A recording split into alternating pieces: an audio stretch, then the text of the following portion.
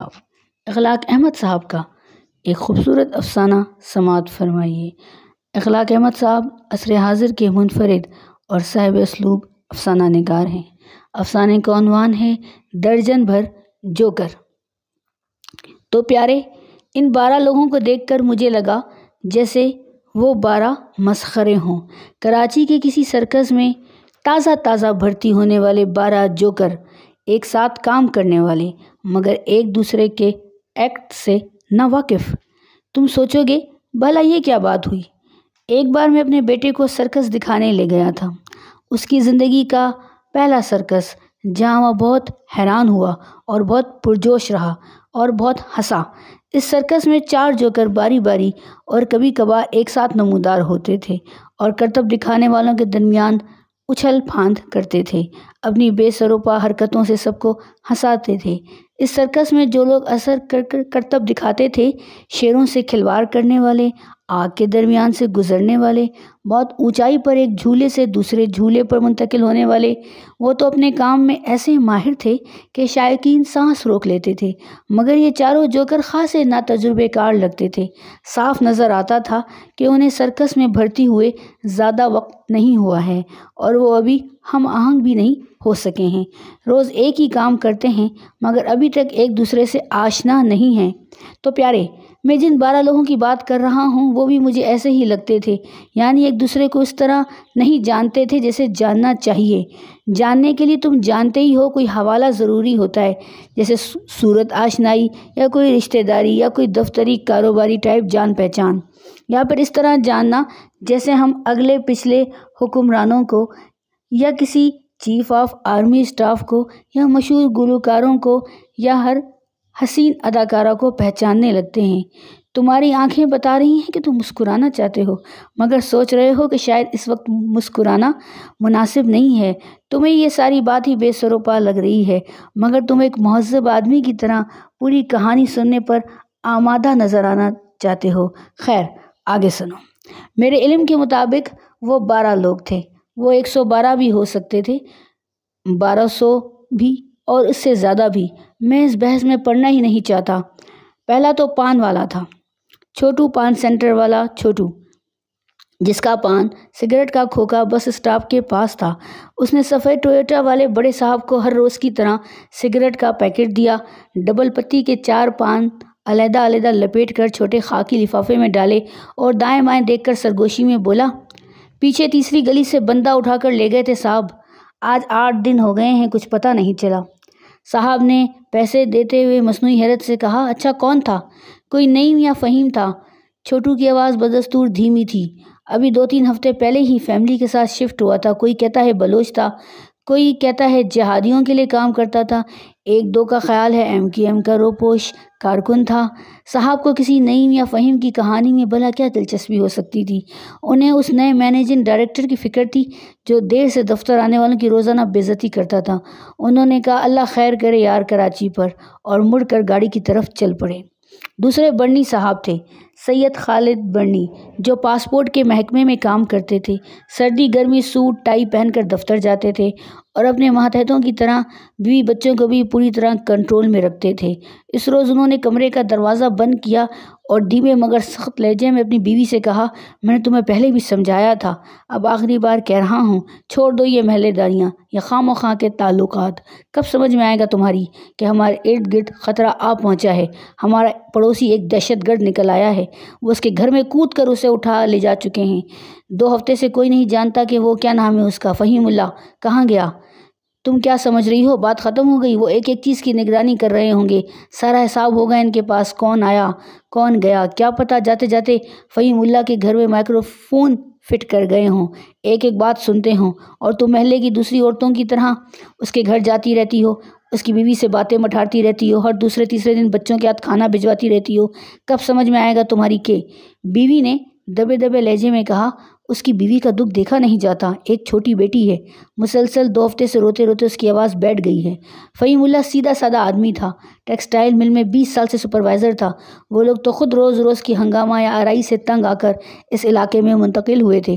برنی صاحب نے غصے سے پھٹ پڑنے کی خواہش پر قابو پایا، کیونکہ محلے والے انہیں ایک پڑھا لکھا شائستہ آدمی سمجھتے تھے، اور کہا، فضول باتیں مت کرو، جو کہہ رہا ہوں وہ غور سے سنو۔ آج کے بعد فہیم اللہ کے گھر سے تمہارا کوئی تعلق نہیں ہوگا۔ وہ تو شکر کرو، تمہارا شوہر ایک گزیٹڈ آفیسر ہے، وہ بھی پاسپورٹ جیسے اہم محکمے میں، بڑے بڑے لوگوں سے ملنا ملانا رہتا ہے، اس لیے کوئی مصیبت کھڑی نہیں ہوئی ہے۔ نگرانی کرنے والے سب کو جانتے ہیں، لیکن ان کی برداشت کی بھی ایک حد ہوتی ہے۔ تم گھر بیٹھی عورتوں کو پتہ ہی نہیں ہے کہ سسٹم کیسے چلتا ہے، لہٰذا اب ہوش میں آ جاؤ، آئندہ مجھے شکایت نہ ہو۔ بیوی نے سر جھکا کر سر ہلایا اور فیصلہ کیا کہ آئندہ فہیم اللہ کے گھر آنے جانے کی کوئی بات شوہر تک نہیں پہنچنے دے گی۔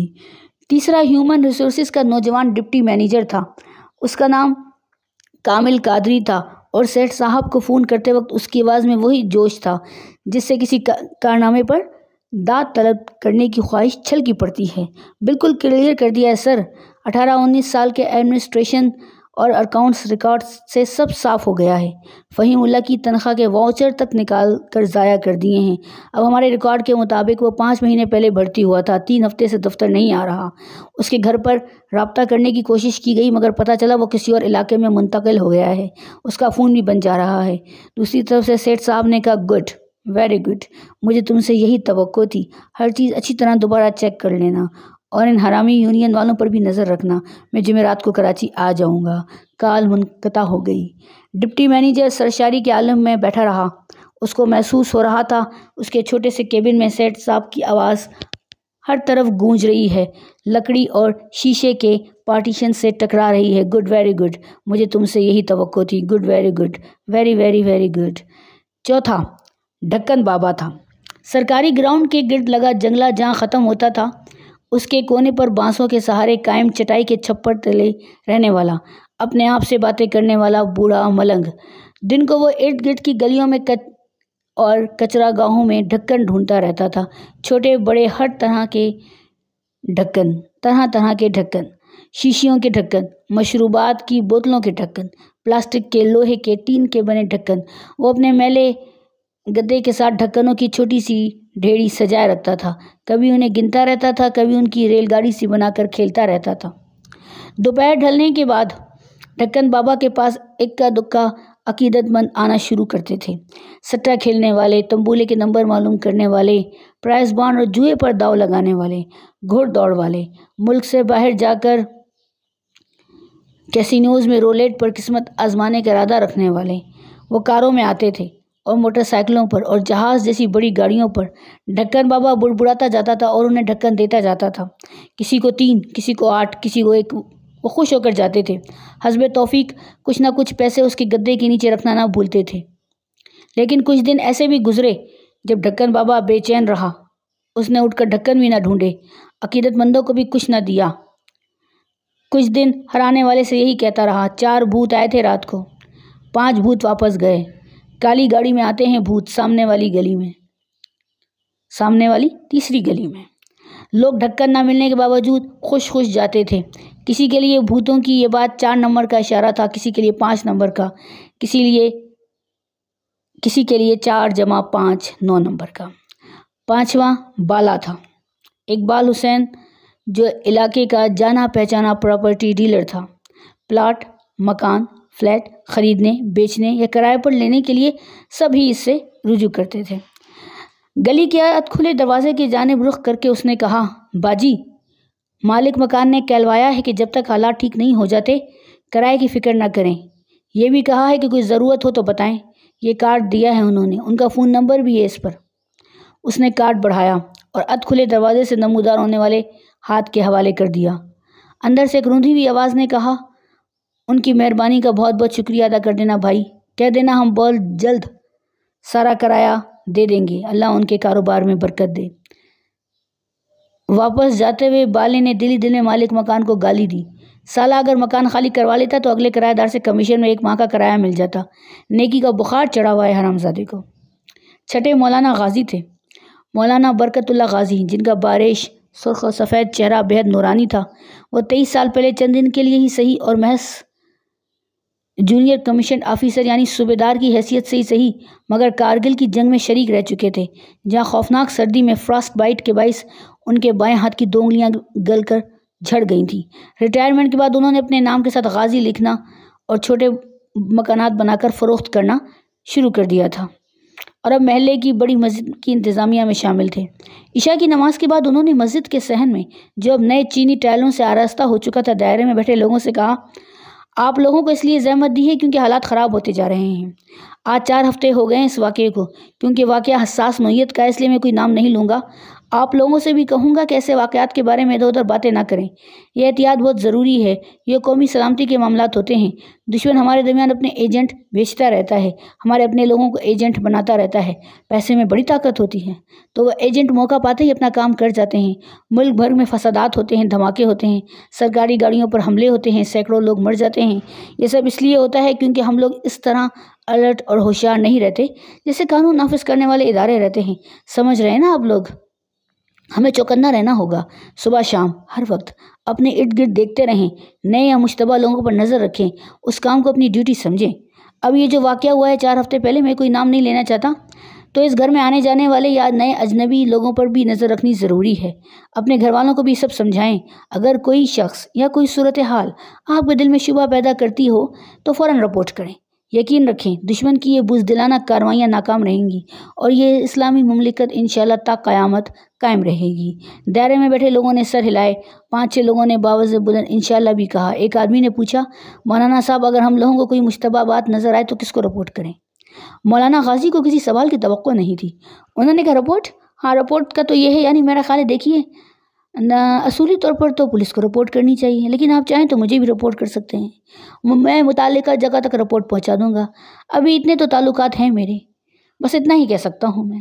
ایک اور آدمی نے کہا، مولانا صاحب ایسے یہ کون لوگ تھے جو فہیم اللہ کو رات کے وقت گھر سے اٹھا کر لے گئے؟ میرا مطلب ہے کوئی سرکاری لوگ ہی تھے نا، کوئی غنڈہ بدماش پارٹی تو نہیں تھی، یا کوئی اغوا برائے تاوان والے؟ مولانا غازی نے اپنی لا علمی کو ایک پرنور مسکراہٹ سے چھپایا اور بولے، بے فکر رہیے، ایسا جو کچھ بھی ہوتا ہے اس ریاست کی حفاظت کے لیے ہوتا ہے۔ آدمی کچھ بحث معلوم ہوتا تھا، بولا، میں اس لیے پوچھ رہا ہوں کیونکہ محلے میں افواہوں کی فیکٹری لگی ہوئی ہے۔ عام طور پر تو وارنٹ ہوتے ہیں جس سے معاملے کا پتہ چل جاتا ہے اور گرفتاری یا غائب ہونے والے کا سراغ مل جاتا ہے، لیکن اب ایسے کیس میں مولانا برکت اللہ غازی نے کہا، آپ کا سوال بالکل درست ہے، بلکہ بہت اچھا ہے۔ دیکھیے بات یہ ہے کہ جیسے دل کو خون لے جانے والی کوئی شریان اچانک بند ہونے لگے، دل کا دورہ پڑنے لگے، تو ڈاکٹر لمبے چوڑے فارم بھروانے کے بجائے فوری کارروائی کا فیصلہ کرتے ہیں۔ بالکل اسی طرح ریاست بھی فوری کارروائی کرتی ہے۔ اس وطن کی حفاظت سب سے زیادہ ضروری ہے۔ انہوں نے اپنا بایاں ہاتھ بلند کیا جس کی 2 انگلیاں غائب تھیں۔ میں تو کچھ بھی نہیں، صرف 2 انگلیاں قربان ہوئی ہیں، لوگوں نے تو جانیں قربان کی ہیں اس دھرتی کی حفاظت کے لیے۔ کچھ بحث آدمی نے کچھ کہنے کے بجائے خاموش رہنا بہتر سمجھا۔ 7واں صدیق تھا، بسم اللہ جنرل اسٹور کا مالک۔ 15 برس کی مسلسل محنت کے بعد اس کا کاروبار جم چکا تھا۔ گاہکوں کی ہجوم سے 3 تجربہ کار ملازم نمٹتے تھے۔ صدیق گاہکوں سے پیسے وصول کرتا تھا، مال کی فراہمی اور ڈسٹریبیوٹرز کو ادائیگی کے بکھیڑے سنبھالتا تھا اور مزے کی باتیں کر کے خریداروں کو وفادار گاہک بنائے رکھتا تھا۔ رات کا کھانا ختم کرنے کے بعد اس نے بہت دھیمی آواز میں بیوی سے کہا، سمجھ میں نہیں آتا فہیم اللہ کی بیوی کا کیا کروں؟ بیوی نے ایک نظر دونوں بچوں پر ڈالی جو بدستور کھانا کھا رہے تو اپنی باتوں میں مگن بولی، کیا ہوا؟ صدیق نے کہا، آج 7-8 ہفتے ہو گئے فہیم اللہ والے کیس کو۔ بیوی نے کہا، وہ تو سب کو پتہ ہے، آخر ہوا کیا؟ ادھار سامان جا رہا ہے اس کے گھر، اس کی بیوی خود آتی ہے برقع پہن کر صبح، کبھی آٹا کبھی دالیں کبھی کوکنگ آئل، کہتی ہے فہیم اللہ آئے گا تو سارے پیسے ادا کر دے گا۔ 17,000 روپے کا ادھار ہو چکا ہے۔ بیوی نے بچے پر پھر نظر ڈالی، آپ تو طے کر چکے ہیں کہ کسی گاہک کا ادھار 2,000 روپے سے آگے نہیں بڑھنے دیں گے؟ ہاں، صدیق نے کہا، اسی لیے تو تم سے مشورہ کر رہا ہوں، میری ہمت نہیں پڑتی اسے منع کرنے کی۔ ادھار مانگنے کی عادی لوگوں کو میں دیکھتے ہی پہچان جاتا ہوں۔ میں کیا، ہر دکان والا یہ کام سیکھ لیتا ہے، لیکن یہ جو ہے فہیم اللہ کی بیوی وہ ایسی نہیں لگتی۔ نظر آ جاتا ہے کہ وہ ادھار سامان لیتے ہوئے کتنی شرمندہ ہے۔ پہلے تو وہ آہستہ سے کہتی تھی پیسے بعد میں ادا کر دوں گی، اب تو کچھ بھی نہیں کہتی ہے، میں بھی خاموشی سے سودا دے دیتا ہوں۔ بیوی چپ بیٹھی رہی۔ 2 باتوں سے خوف آتا ہے۔ صدیق کی آواز دھیمی ہو گئی۔ ایک تو یہ کہ میں سودا دینا بند کر دوں تو کہیں ایسا نہ ہو کہ سچ مچ کہ حاجت مند کی ضرورت پوری نہ کرنے پر اللہ ناراض ہو جائے، یہ سارا کاروبار بیٹھ جائے، اتنا کرم کیا ہوا ہے مولا نے۔ بیوی نے بچوں سے کہا چلو برتن سمیٹ کر کچن میں رکھو، ہاتھ دھو اور صبح کے لیے اپنے اپنے بستر تیار کرو۔ صدیق نے کہا دوسرا خوف یہ ہے اگر فہیم اللہ واقعی کوئی دہشت گرد نکلا تو واپس آ کر کوئی مسئلہ کھڑا نہ کر دے۔ زمانہ ایسا آ گیا ہے کہ 1000 باتیں سوچنی پڑتی ہیں۔ بیوی یوں سر جھکائے بیٹھی رہی جیسے کچھ سوچ رہی ہو۔ پھر اس نے کہا اگر وہ مہینے میں 9-10 ہزار روپے کا سودا لیتی ہے تو کیا یہ ہم 10,000 روپے اپنے زکوٰۃ خیرات کے حساب میں نہیں ڈال سکے؟ صدیق نے حیرت سے بیوی کو دیکھا، لمحے بھر کے توقف کے بعد بولا ہاں ہو تو سکتا ہے، جب تک فہیم اللہ آ کر ادھار واپس نہیں کرتا۔ الٹی باتیں نہ کریں۔ بیوی نے کہا زکوٰۃ خیرات کے کھاتے سے دیں گے تو کون سا ادھار باقی رہے گا؟ فہیم اللہ اگر حساب چکانے آئے گا تو آپ اس سے پیسے نہیں لیں گے، کوئی بھی بہانہ کر دیں گے، سمجھ رہے ہیں نا؟ صدیق نے کہا ٹھیک ہے سمجھ گیا ہوں۔ 8واں بشارت ایڈوکیٹ تھا سٹی کورٹ میں، جہاں اسے ضمانتیں کرانے کا ماہر سمجھا جاتا تھا۔ اس کا دھندا خوب چلتا تھا۔ اس نے ایک جونیئر وکیل کو ملازم رکھا ہوا تھا جو بہت تھوڑی سی تنخواہ کے عوض سٹی کورٹ کی بھول بھلیوں میں ساری بھاگ دور کرتا تھا۔ ایک بوڑھا منشی ہر پیٹیشن کی ڈرافٹنگ کرتا تھا اور وہ خود اپنی چرب زبانی سے کلائنٹس کو مطمئن رکھنے کے علاوہ پیشکاروں اور چھوٹے ججوں سے معاملات طے کرنے میں مصروف رہتا تھا۔ مہینے بھر میں ساری تنخواہیں اور خرچے کرنے کے بعد 2-4 لاکھ روپے بچ ہی جاتے تھے۔ اس روز ابایا پوش عورت کی کہانی سننے کے بعد اس نے کہا دیکھو 6 مہینے تو گزر چکے ہیں، یہ بڑے مشکل اور لمبے کیس ہوتے ہیں، ہائی کورٹ جانا پڑتا ہے، بڑا وکیل کرنا پڑتا ہے، جلدی تاریخ لینے کے لیے بہت بھاگ دوڑ کرنی پڑتی ہے، بہت خرچہ ہوتا ہے، پھر اس کی بھی کوئی گارنٹی نہیں کہ جسے 6 مہینے پہلے اٹھا کر لے گئے ہیں ایک عدالتی درخواست دائر کرنے سے اس کا پتہ چل جائے۔ عورت کے چہرے پر وہ اطمینان تھا جو بہت رو لینے کے بعد، بہت تھک جانے کے بعد، بہت دیر تک بے بسی کے شکنجے میں رہنے کے بعد کسی چہرے پر آتا ہے۔ اس نے پوچھا کتنا خرچہ ہوگا؟ بشارت نے کہا بڑا وکیل کرنے اور صرف پیٹیشن دائر کرنے میں 3-4 لاکھ لگ جائیں گے۔ بڑا نخرہ ہوتا ہے ان بڑے وکیلوں کا، یہ ہماری طرح نہیں ہوتے، پہلے پیسے لیتے ہیں پھر بات سنتے ہیں۔ 3-4 لاکھ؟ عورت کی آواز میں تھوڑی سی حیرت تھی اور بہت سی مایوسی۔ نواں منصور تھا مقصود ٹیرر کا چھوٹا بھائی۔ منصور نے بس ایک بار اپنے جگر اپنے اکلوتے دوست کے سامنے سرگوشی میں کہا 7-8 مہینے پرانی بات ہے، سگریٹ پینے چھت پر گیا تھا میں، وہ دیواریں کود کر سامنے والے گھر میں گھسے اور بندہ لے گئے جیسے مقصود بھائی کو لے گئے تھے۔ میں اندھیری چھت پر پانی کی ٹنکی کے پیچھے دیکھتا رہا، لگتے تو پولیس والے ہی تھے مگر کیا پتا، میں تو چپ چاپ نیچے اتر آیا، خاموشی سے سو گیا۔ دوست نے آہستہ سے پوچھا بندہ کیسا تھا؟ گڑبڑ آدمی لگتا تھا، سیدھا سادہ تھا، صبح ٹفن لے کر کام پر جاتا تھا، شام کو واپس آتا تھا، میں تو مان نہیں سکتا کہ وہ کسی مارا ماری کے کام میں ہوگا۔ اس کی بیوی کبھی کبھار آتی ہے ہمارے ہاں، معلوم نہیں، خود اسے بھی معلوم نہیں کہ وہ بیوی ہے یا بیوہ ہو چکی ہے، اماں کے پاس بیٹھ کر چپکے روتی رہتی ہے، اماں بھی رونے لگتی ہیں، ظاہر ہے مقصود بھائی یاد آ جاتے ہوں گے۔ 28 سال پہلے اس کے بھائی مقصود ٹریڈر کی لاش سپر ہائی وے سے ملی تھی، یہ کبھی پتہ نہ چل سکا کہ اسے مخالف گروپوں نے مارا تھا یا کسی ایجنسی نے یا خود اپنی ہی پارٹی نے، اس زمانے میں لوگ اسی طرح مرتے تھے۔ تو جب منصور تھانے جا کر بڑے بھائی مقصود ٹریڈر کی لاش کو شناخت کر چکا، وہ رو چکا، کچھ لوگوں کے ساتھ مل کر عزیز آباد قبرستان میں اس کی تدفین کر چکا، تب اس نے اس کھیل سے دور رہنے اور ایک عام سی زندگی گزارنے، چپ رہنے کا فیصلہ کیا۔ اب اس کی کنپٹیوں کے بال سفید ہو رہے تھے، وہ ایک چھوٹا موٹا سرکاری افسر بن چکا تھا اور بہت کم لوگ رہ گئے تھے جنہیں مقصود ٹریڈر یاد تھا۔ دوست نے کہا تجھے یاد ہے نا، ان چکروں سے دور رہنا ہے، سمجھ لے کہ تو چھت پر گیا تھا اور بس سگریٹ پی کر نیچے آ گیا تھا، بیچ میں کچھ دیکھا نہ کچھ ہوا۔ منصور بولا تو مجھے اتنا بیوقوف کیوں سمجھتا ہے؟ آج 8 مہینے بعد تو ملا ہے تو صرف تجھے بتا رہا ہوں، مجھے بھی مت بتا، چپ رہ۔ منصور نے سر اٹھا کر آسمان کی طرف دیکھا اور بولا 28 سال سے چپ ہی ہوں، پر کبھی کبھی خیال تو آتا ہے کہ سب کچھ اسی طرح کب تک چلتا رہے گا، سب لوگ کب تک چپ رہیں گے۔ اچھا چھوڑو ان باتوں کو، سنڈے کی رات پروگرام رکھا ہے زائد کی نہاری کھانے کا، طاہر اور ناصر سے بھی بات ہو چکی ہے۔ پھر وہ دونوں دیر تک خاموش رہے۔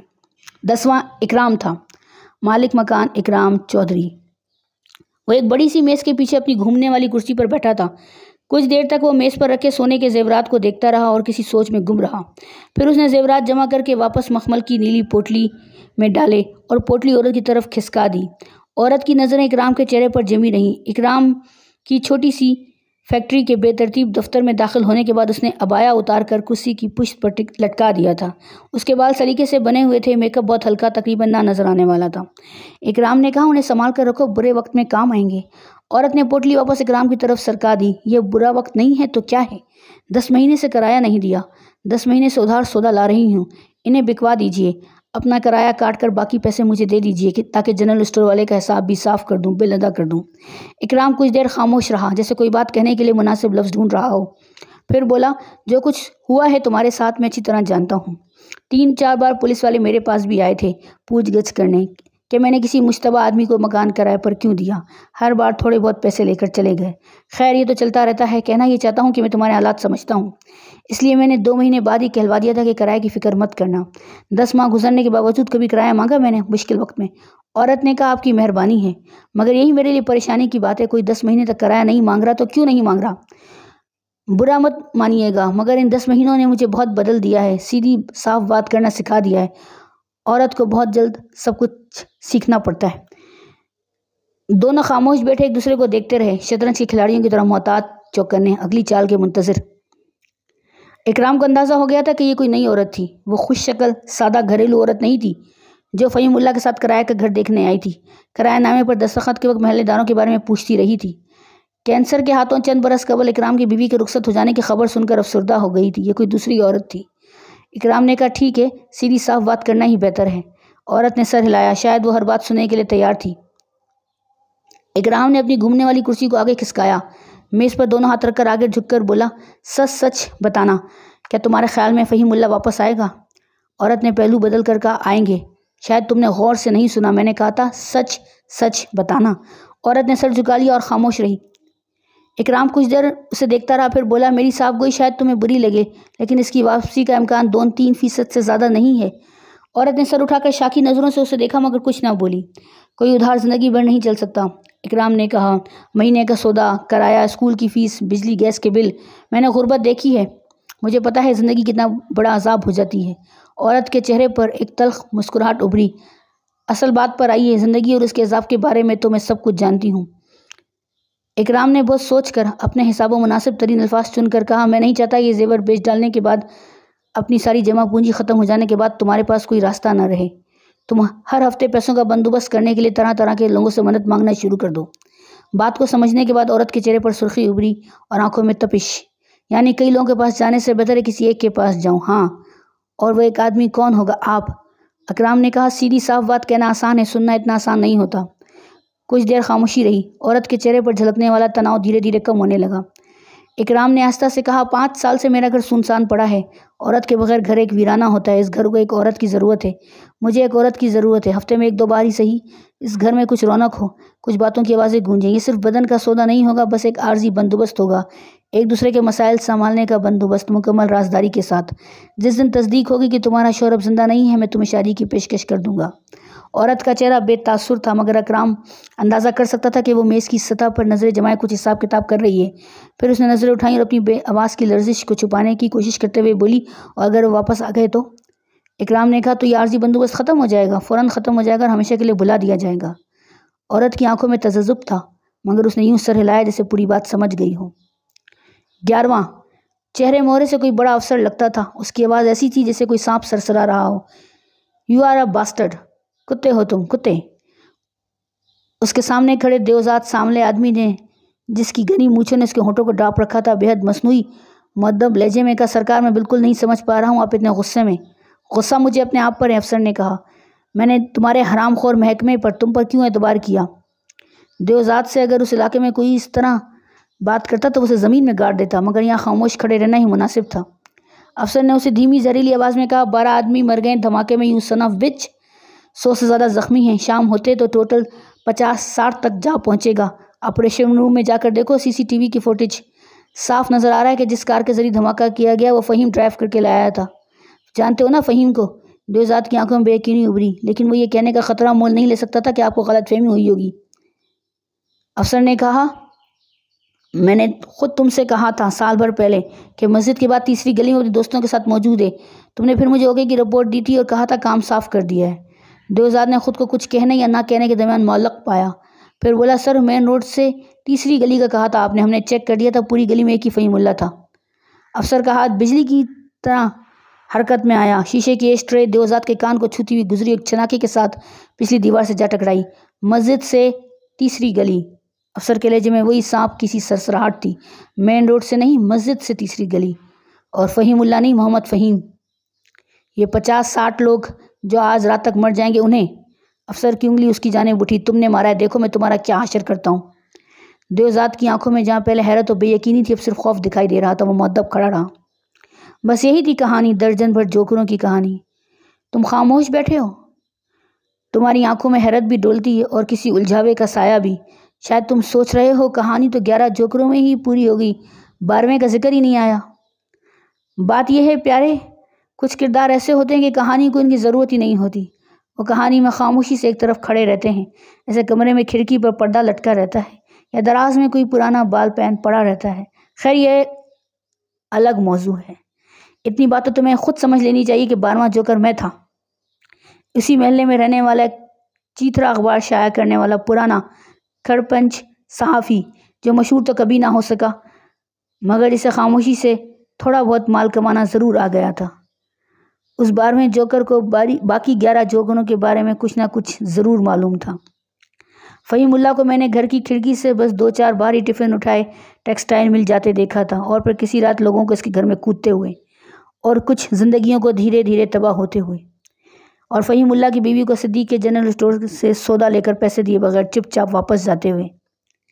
وہ میں ہی تھا جس نے مسجد کے صحن میں بیٹھ کر مولانا غازی کی باتوں پر بآواز بلند انشاءاللہ کہا تھا، اور وہ بھی میں ہی تھا جو، چلو چھوڑو، اس سے کیا فرق پڑتا ہے اگر تمہیں پتہ چل جائے کہ ایک جوکر سب کچھ دیکھتا رہا، رفتہ رفتہ پوری کہانی کو، سب کرداروں کو جان گیا، مگر اس شہر کے کروڑوں لوگوں کی طرح لا تعلق، بے حس اور خاموش رہا، جیسے کھڑکی پر لٹکا پردہ، جیسے دراز میں پڑا پرانا بال پین۔ افسانے کا اختتام۔ بہت بہت شکریہ۔